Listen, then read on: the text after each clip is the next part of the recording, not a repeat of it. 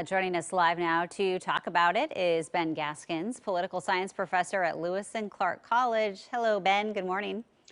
Good morning. Yeah, good morning to you. Okay, so after yesterday's speech, is the GOP still the party of former President Trump?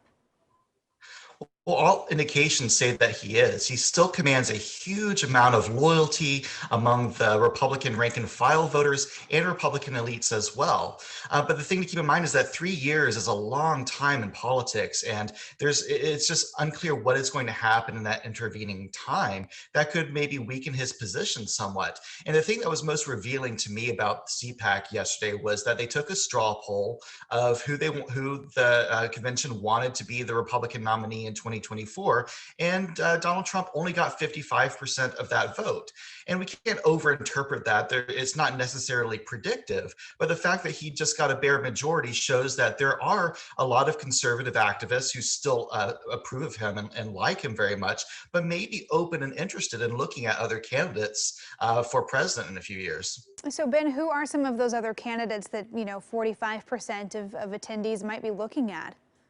Well, the person who came in second was Florida Governor Ron DeSantis, who is very much in the Trump mold. He is very conservative, kind of has a lot of bluster, and is very aggressive in going after the perceived enemies of the conservative cause, the news media, and so forth. And so I think he is really someone that a lot of conservatives who like Donald Trump but are skeptical about supporting him again for a third run at the presidency are looking at. Christy Neem, who's the governor of South Dakota, is another conservative who's gotten a lot of attention recently and has made speeches around the country to conservative activists.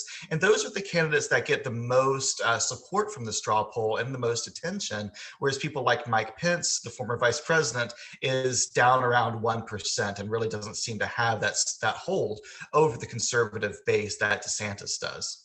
Okay. Well, switching to the current president, President Biden, there's this $1.9 trillion coronavirus relief bill now in the hands of the Senate. Do you think it will pass? I think so. The Senate has, the Democrats have a bare majority, and it's all about keeping those 50 senators together.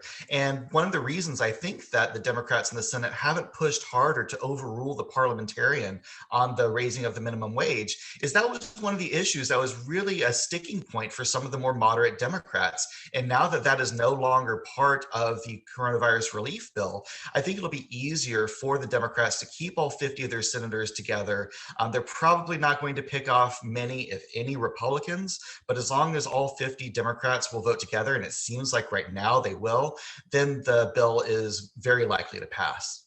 Hey, we know it's certainly popular with a lot of Americans right now, hoping that there is a little more help on the way. Ben Gaskins, thanks for joining us on AM Extra this morning. Thanks for having me.